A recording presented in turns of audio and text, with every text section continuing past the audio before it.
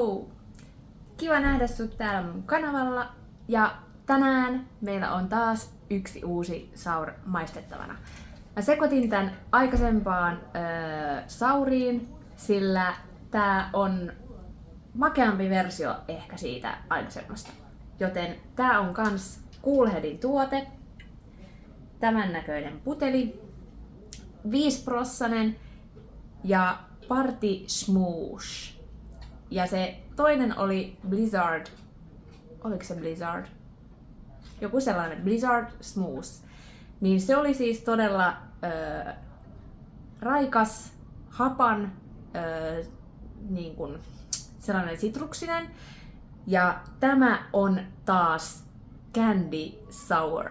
Eli tästä mä puhuin siinä toisessa, koska tässä on Double Fruited Candy Sour with peach rings and lemon candies, blood orange and apricot puree.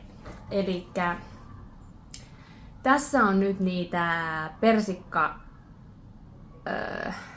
renkaita ja sitruunakarkkeja, veriappelsiinia ja aprikoosia. Lähdetään kokeilemaan. Toivon, että tää on sellainen sopivan makea.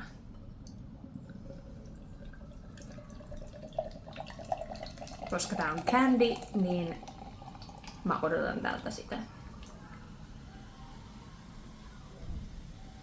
Ja näin se on tuopissa. Hieman kuohuu, niin kuin näkyy. Väri on enempi oranssimpi, näyttää aika lailla jaffalta. Tuoksu on oikeasti tosi candy. Karkkimainen. Tuoksuu oikeasti ne persikat. Apua. Nyt maistetaan. En muista kans tarkkaa hintaa, mutta siis sanoisin, että jossain 6 euron hujakoilla. Nyt totuuden hetki.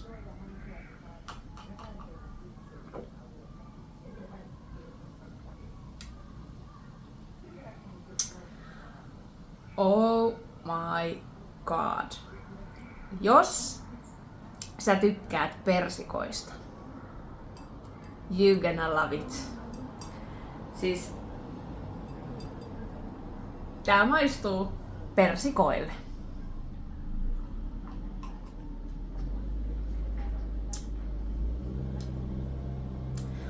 Tää ei oo niin äklömakee,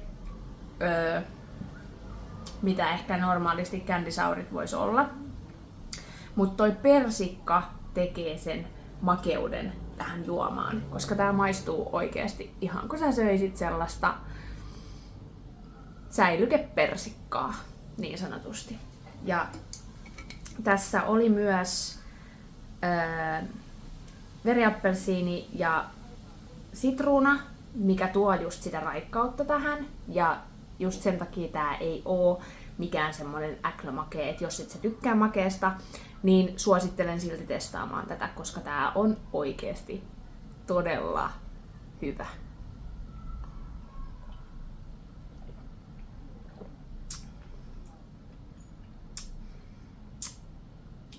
Nam.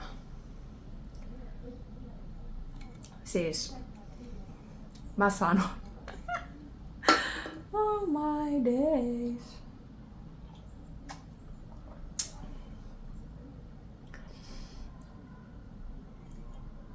Kyllä, tämä tuote saa multa arvosanaksi numero 4. Harva on vissiin saanut numero 5. Silloin pitää olla kaikki kohdallaan, mutta tämä tuote on oikeasti erinomainen. Coolhead ei pettänyt tälläkään kertaa. Kiitos kun katsoit tämän videon. Jos haluat nähdä lisää Sour-oluiden maisteluvideoita tai muuten vaan mun videoita, niin ota mun tili seurantaan.